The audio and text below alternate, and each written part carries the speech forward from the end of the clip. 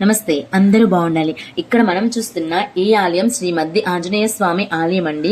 ఈ ఆలయం చూడడానికి ఎంత బాగుందో, ఎంత ప్రశాంతంగా అనిపించిందో, అదే విధంగా ఈ ఆలయ చరిత్రకి ఒక పెద్ద కథే ఉందండి. ఆ కథ ఇంకా బాగుందండి. ఈ ఆలయంలో రజత మండపంలో స్వర్ణాలంకార యుక్తంగా అభిష్ట వరదుడై స్వామి హనుమాన్ తేజరిల్లుతున్నారండి. అలాగే గర్గ సంహిత శ్రీమద్ రామాయణంలో పద్మపురాణంలో ఈ క్షేత్ర విశిష్టత సవివరంగా ఉందండి. ఓ భక్తుడి దివ్య కథతో ఈ క్షేత్ర వైభవం ముడిపడి ఉందండి. ఆ కథ ఏందో ఇప్పుడు మనం అందరం తెలుసుకుందాము. త్రేతాయుగంలో రామదూతగా లంకకు హనుమంతుడు చేరుకున్నాడు. రాముని సైన్యంలోని సైనికుడు అయిన మద్దుడు అనే అసురుడు హనుమాన్ పై భక్తిని పెంచుకున్నాడు.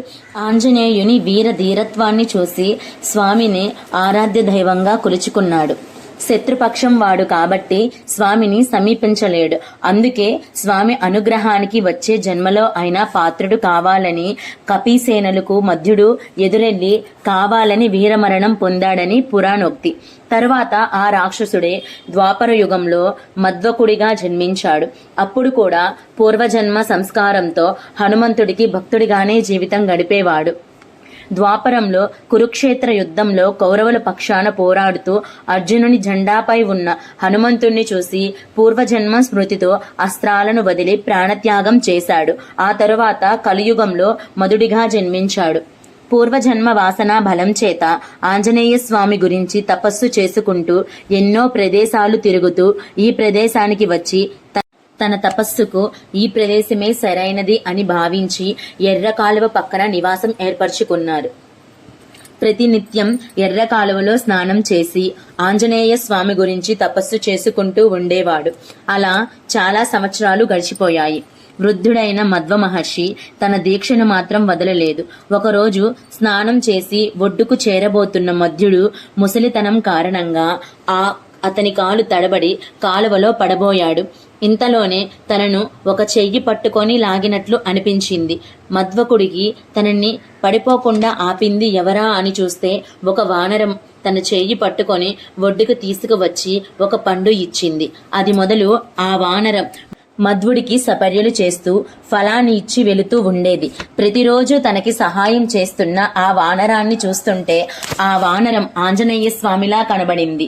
వెంటనే మధ్వుడు స్వామి ముందు మోకరిల్లి, అయ్యో, నేనెంత పాపాత్ముడిని, ఎవ్వరి అనుగ్రహానికై తపస్సు చేస్తున్నానో ఆ స్వామి చేత సపర్యలు చేయించుకున్నాను అని బాధపడ్డాడు. మధ్వుడి బాధను గ్రహించిన ఆంజనేయ స్వామి ప్రత్యక్షమై, మధ్వా, ఇందులో నీ తప్పేమీ లేదు. నీ భక్తికి మెచ్చి నేనే నీకు సేవలు చేశాను. అందువలన నీవు బాధపడవద్దు. నీ భక్తి శ్రద్ధలకు మెచ్చాను. ఏదైనా వరం కోరుకో అన్నారు. మధ్వుడు, స్వామి, మీరు ఎల్లప్పుడూ నా చెంత ఉండేలా వరం ప్రసాదించండి అని ప్రార్థించాడు. అప్పుడు హనుమంతుడు, నీవు మద్ది చెట్టుగా అవతరించు. నేను నీకు సమీపంలో శిలారూపంలో ఒక చేతిలో ఫలం, మరొక చేతిలో గదతో వెలుస్తాను. మనిద్దరి పేర్లు కలిపి మద్ది ఆంజనేయ స్వామిగా భక్తులు పిలుస్తారని ఆంజనేయుడు వరమిచ్చాడని స్థల పురాణం చెబుతుంది. ఆ తరువాత కాలంలో ఒక భక్తురాలి స్వప్నంలో సాక్షాత్కరించిన ఆంజనేయుడు మద్ది చెట్టు తొర్రలో తాను ఉన్నట్లు చెప్పాడని, ఆ తరువాత చెట్టు చుట్టూ గర్భాలయాన్ని మాత్రమే కట్టారని చెబుతారు.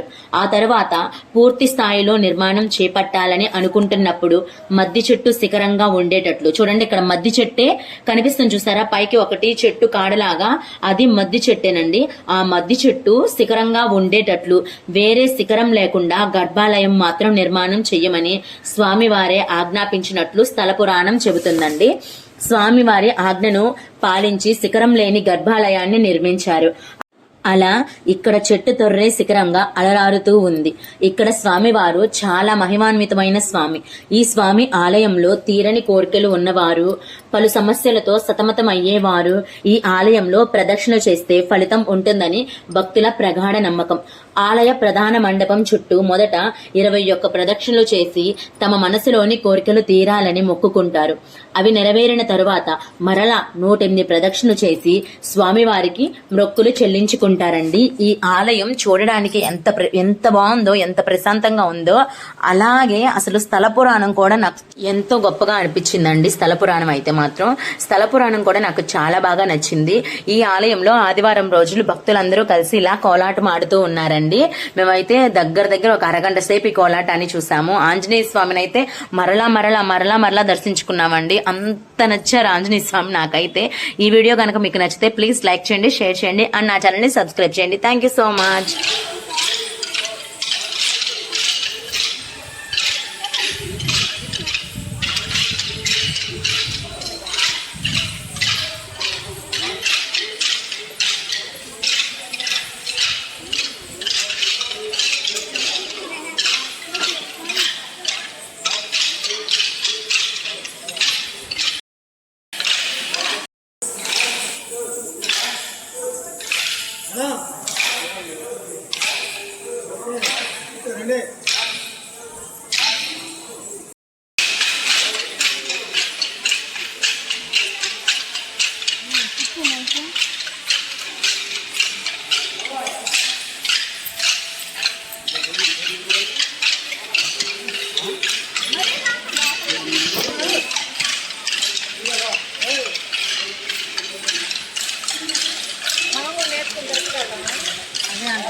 నేనైతే రెడీ.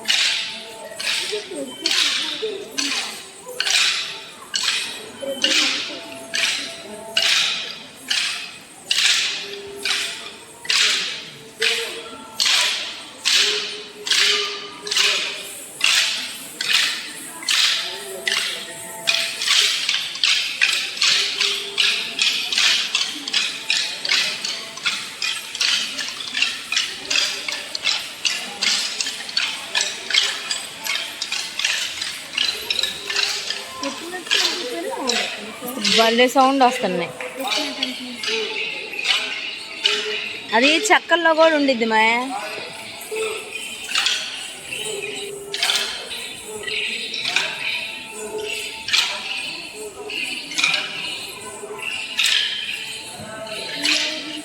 ఏమండి నేను నేర్చుకుంటాను.